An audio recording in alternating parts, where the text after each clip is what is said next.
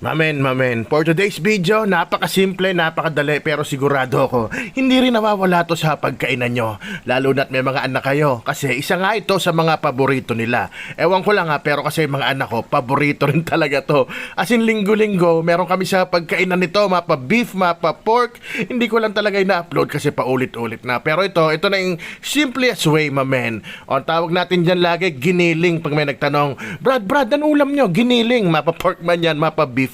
Giniling tawag natin dyan, yung iba pikadilyo. O basta paano, tirahin na natin, baka tirahin pa ng iba. Ayun na nga mga mamen, alam ko naman na hindi rin nawawala sa pagkainan nyo tong recipe na to. Di ba, for the benefit ng iba, baka naman hindi sila marunong tumira ng napakasarap na pork giniling na kung tawagin sa iba pikadilyo. Basta tayong karamihan ng Noipi mamen, basta tinanong sa atin kung ano ulam natin, mapa beef man yan o pork pikadilyo, basta sasabihin natin giniling.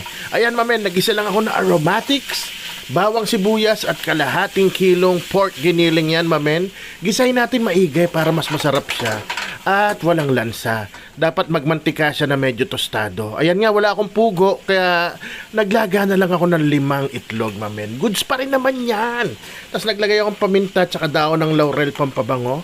At itong chicken powder ko na walang lalagyan, wala akong pambili nun, mahal 550 yata yun. Kaya sinasali na lang ni Esme dyan sa lalagyan. Ayan, diretso sangkot siya, mamen. Kahit medyo nagmantika na, dire-diretso pa rin. Masarap dyan, mamen. May onting tusta.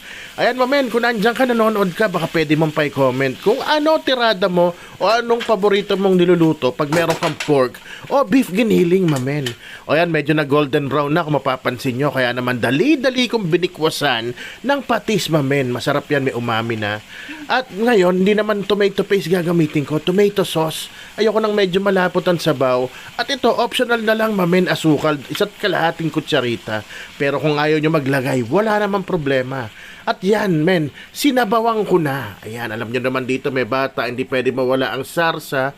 At medyo nabitin ako sa kulay, kaya ang nilagay ko na lang, UFC banana ketchup, mamen. Wala rin naman problema yon. Pero optional na lang yon, mamen. Ayan, goods na nga nilaga ko, papabalatan ko na sa anak ko. At yan, makalipas ang ilang minuto, ayan na siya, mamen. Medyo malapit na sa katotohanan, kaya nilagay ko na yung patatas. 2 medyo malaking patatas yan, mamen. Talagang extender yan, pero rapsa yan kasi palalambutin natin ng todo. Sinabay ko na rin yung carrots sa green peas, mamen. At halu-haluin lang natin yan at takpan para palambutin na mga gulay natin, mamen. Mga makalipas ang 1 kalahating minuto, nilagay ko na yung red and green bell pepper. Di ba, tingnan nyo naman ang itsura niyan. Mamen, kung nandiyan ka pa, baka pwede naman paki-like and share ng video para makarating sa iba. Yung simpleng tirada natin ng pork giniling.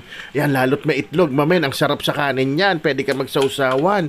Pati sili manse para ka nasa turo-turo, di ba? Ayan na, mamen. Paano? Sisigaw ko na. Rapsa! Mamen?